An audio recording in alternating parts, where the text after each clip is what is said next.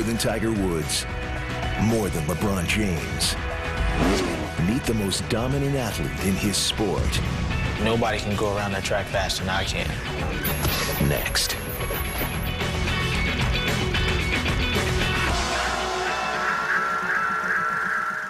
Who would you guys say is the most dominant athlete or are the most dominant athletes in sports today? Tiger Woods, Michael Phelps. LeBron James. Kobe Bryant. Usain Bolt.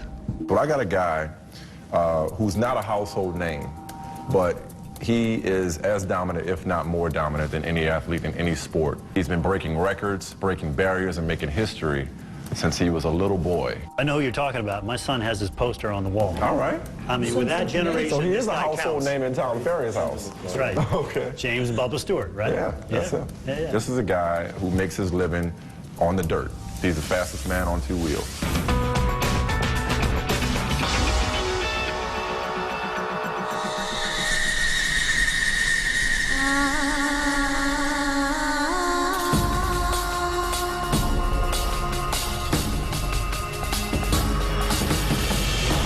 I don't ride with fear. Nobody can go around that track faster than I can. James Stewart is showing no signs of letting up. I want to win.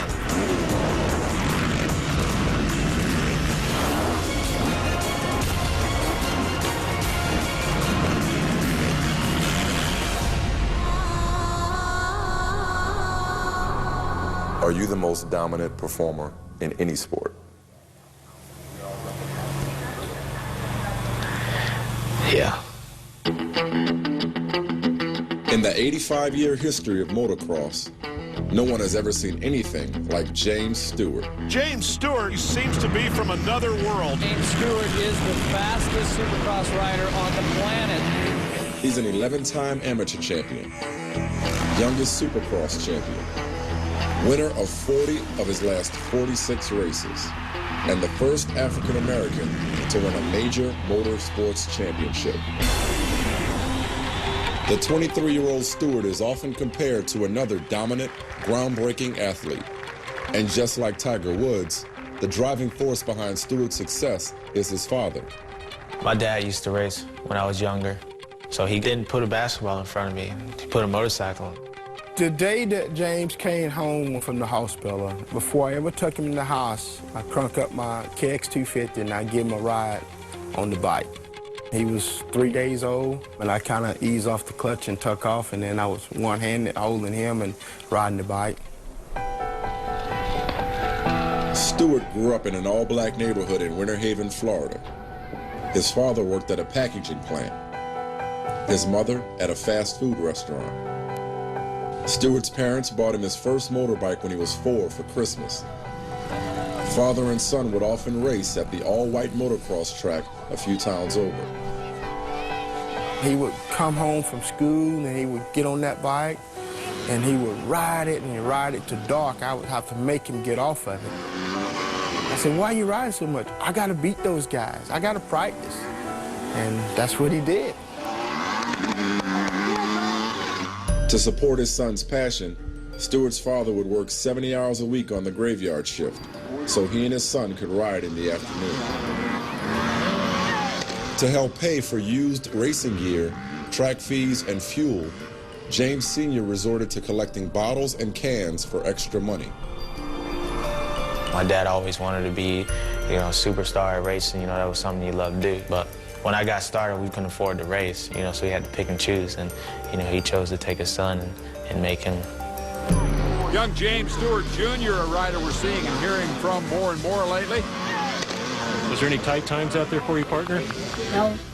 What are you going to do the third moto? Win it. While his son was breaking records as an amateur, James Sr. says he shielded him from the reality that they weren't always welcome in a predominantly white sport. I faced a lot. I remember we went to this track up in Alabama. The guy looked at me and he said, we don't race niggers here. And I said, good, because I come here to race a motorcycle. James, he was little. He said, Dad, what'd that man say? I said, don't worry about it, son. It's all good. Let's go ahead and kick that butt and we go home. It didn't hit me until my first year in pro that I was different from everybody else. I mean, if you would ask me, I probably said I was white. You know, people would boo me, you know, for getting second and, you know, cheer the third place guy. You know, it didn't register me that I'm black and they're white. And I never paid attention because at the end of the day, I was just trying to beat them. But at a race in 2007, Stewart couldn't ignore the racist taunts of some spectators. We was up in, you know, stayed up north, and, you know, I hear people call me N-word. They was hanging over the fence, flicking me off every time I came around the track. Every lap I would come through and give him the thumbs up, he would get even more pissed off and hang over the fence and flick me off even more. I didn't care. Was there any part of you that was hurt by hearing that? You know, I feel like me getting mad at them and me doing something to them is that's what they want. So for me to give them the thumbs up, it showed that I'm a bigger person, and to me, you don't even matter. But it's not only Stewart's race that makes him stand out. It's the way he races. You know, I get scared every time I race. I get on the gate, I freak out. I'm scared. I hate doing this. I don't want to do this. Every time we start a motorcycle, I say again, this is what I love to do. This is why I come here. This is why I train, because I love to have this feeling, that scared feeling of not knowing what's going to happen. I guess, in a sense, I'm so afraid of losing that I scare myself to win. He is shot out of that starting gate like a bullet out of a gun. Well, it looks like James Stewart has blown everyone away here. Triple, triple, triple. How good is this guy? James is the fastest guy, for sure, that's ever raced a motocross bike. Ricky Carmichael is widely considered the greatest motocross rider of all time. Carmichael competed against Stewart before retiring in 2007 and says that Stewart takes risks most other riders don't. It would scare me because he's just going so fast. There's so many races he could have won just by backing it off, but I don't think he cares. I'm just willing to push it to the edge. I said it before and I said it again, I'll die trying to win. Stewart's aggressive style has led either to dominating victories or spectacular falls. Almost 99% of the time Stewart races, he wins or crashes. An all-out approach that has sent Stewart to the hospital with 7 concussions and a broken arm, leg, collarbone, and wrist. Oh! James Stewart has just launched off his bike. This is an absolute disaster. Every time I get hurt, I'm like, man, I don't want to do this anymore, but I still come back.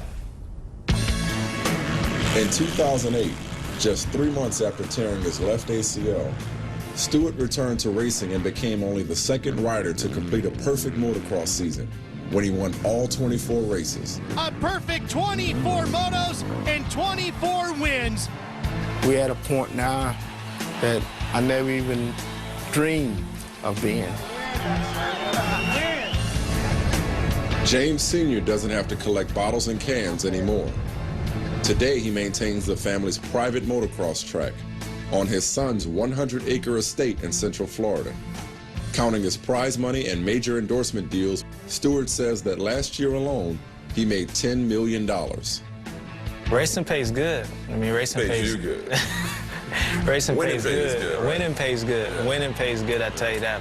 And I don't feel bad of anything I've ever done. The $10 million, whatever it is, I don't care because I know where I came from. I earned every penny of that.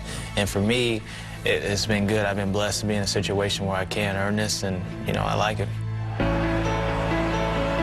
Although Stewart is more successful than he ever imagined, changing the complexion of his sport may be his greatest achievement.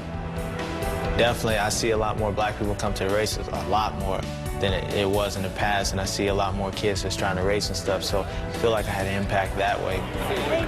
It's James Stewart. When we sign, buddy? He's got 2 heroes, and Mickey Mouse is one, and you're the other. So. James, you know, being African American, I mean, it brought in a whole slew of different people. It's positive for our sport. It's huge for our sport. He's broken down the walls.